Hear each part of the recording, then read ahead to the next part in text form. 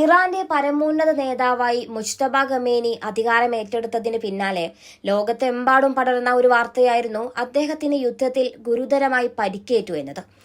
ഇസ്രയേലും അമേരിക്കയും ഇറാനെതിരെ നടത്തിയ അതിശക്തമായ മിസൈൽ ആക്രമണങ്ങളിൽ മുജ്തബയുടെ കാലുകൾ തകർന്നു എന്നതായിരുന്നു ആഗോള മാധ്യമങ്ങൾ റിപ്പോർട്ട് ചെയ്തത്. എന്നാൽ ഈ വാർത്തകളെ പാടെ തള്ളിക്കൊണ്ട് ഇറാൻ പ്രസിഡന്റിന്റെ മകൻ ഇപ്പോൾ രംഗത്തെത്തിയിരിക്കുകയാണ്.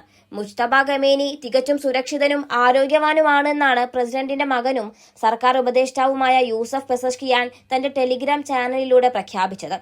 അദ്ദേഹത്തിന് പരിക്കേറ്റുവെന്ന വാർത്ത കേട്ട് താൻ സുഹൃത്തുക്കളോട് അന്വേഷിച്ചുവെന്നും അദ്ദേഹം പൂർണ്ണ ആരോഗ്യവാനാണെന്ന് സ്ഥിരീകരണം ലഭിച്ചെന്നുമാണ് യൂസഫ് വ്യക്തമാക്കുന്നത്. എന്നാൽ ഇറാന്റെ ഔദ്യോഗിക വാർത്താ ഏജൻസികൾ തന്നെ മുൻപ് അദ്ദേഹത്തെ വിശേഷിപ്പിച്ചത് റമദാൻ യുദ്ധത്തിലെ മുറിവേറ്റ സൈനികനെന്നാണ്.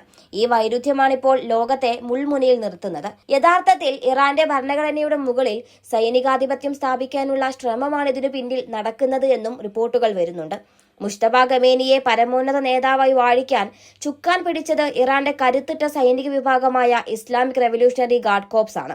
തങ്ങളുടെ കടുത്ത നയങ്ങളെ പിന്തുണയ്ക്കുന്ന, തങ്ങൾ പറയുന്നത് കേൾക്കുന്ന ഒരു നേതാവിനെ അധികാരത്തിൽ ഇരുത്തുക എന്നതായിരുന്നു സൈന്യത്തിന്റെ ലക്ഷ്യം.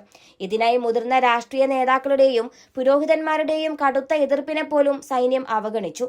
ഈ വടംവലി കാരണം മണിക്കൂറുകളോളമാണ് ഔദ്യോഗിക പ്രഖ്യാപനം വൈകിയത്. മുജ്തബയെ നേതാവാക്കുന്നതിലൂടെ ഇറാന്റെ വിദേശ നയം കൂടുതൽ ആക്രമണാത്മകമാകുമെന്നും ആഭ്യന്തര നിയന്ത്രണങ്ങൾ കൂടുതൽ കർശനമാകുമെന്നുമാണ് രാഷ്ട്രീയ നിരീക്ഷകർ വിലയിരുത്തിയിരുന്നത്. യുദ്ധം തുടങ്ങിയതോടെ രാജ്യത്തെ ഭരണ സംവിധാനത്തിനുമേൽ സൈന്യത്തിന്റെ പിടി മുറുകിയിരിക്കുകയാണ് എന്നുമാണ് റിപ്പോർട്ടുകൾ പറയുന്നത്. മുജ്തബ ഖമേനിയുടെ സ്ഥാനക്കയറ്റം ഇറാൻ എന്ന ഇസ്ലാമിക് റിപ്പബ്ലിക്കിനെ ഒരു യഥാർത്ഥ സൈനിക രാഷ്ട്രമായി രൂപാന്തരപ്പെടുത്തുമെന്ന മുന്നറിയിപ്പാണ് പരിഷ്കരണവാദികളായ നേതാക്കൾ നൽകുന്നത്. മതാധികാരത്തിനു പകരം സൈനികാധികാരം എന്ന പുതിയൊരു മാറ്റം അവിടെ സംഭവിക്കുകയാണ്. മതാധികാരത്തിന്റെ നേർത്ത ഒരു പാളി മാത്രം നിലനിർത്തിക്കൊണ്ട് സൈന്യം ഭരണം നിയന്ത്രിക്കുന്ന ഈ രീതി പൊതുജനങ്ങളുടെ പിന്തുണ പാടെ ഇല്ലാതാക്കാൻ കാരണമാകും. വർദ്ധിച്ചുവരുന്ന ആഭ്യന്തര കലഹങ്ങളെയും ബാഹ്യ വെല്ലുവിളികളെയും നേരിടുന്നതിൽ ഭരണകൂടത്തിന് പഴയതുപോലെ വഴങ്ങിക്കൊടുക്കാൻ കഴിയില്ല എന്നതും പ്രതിസന്ധിയുടെ ആഴം കൂട്ടുന്നുണ്ട്. നേതാവിന് പരിക്കേറ്റോ ഇല്ലയോ എന്നതിലുപരി ആര് ഭരണത്തെ നിയന്ത്രിക്കുന്നു എന്നതാണ് ഇന്ന് ഇറാൻ നേരിടുന്ന ഏറ്റവും വലിയ വെല്ലുവിളി. മുറിവേറ്റ സിംഹം എന്ന പരിവേഷം നൽകി മുജ്തബയെ ജനങ്ങൾക്കിടയിൽ ഹീറോയാക്കാൻ ഇറാൻ സ്റ്റേറ്റ് ടെലിവിഷൻ ശ്രമിച്ചപ്പോൾ പരിക്ക് സാരമുള്ളതല്ലെന്ന് വരുത്തി തീർത്ത് ഭരണ സുസ്ഥിരത ഉറപ്പാക്കാനാണ് പ്രസിഡന്റിന്റെ മകൻ ശ്രമിക്കുന്നത്. രഹസ്യ ബങ്കറുകളിൽ ഇരുന്നുള്ള ഭരണമാണോ അതോ സൈനിക ബാരക്കുകളിൽ ഇരുന്നുള്ള നിർദ്ദേശങ്ങളാണോ ഇറാന്റെ ഭാവിയെ നിർണ്ണയിക്കുക എന്ന് കണ്ടറിയണം.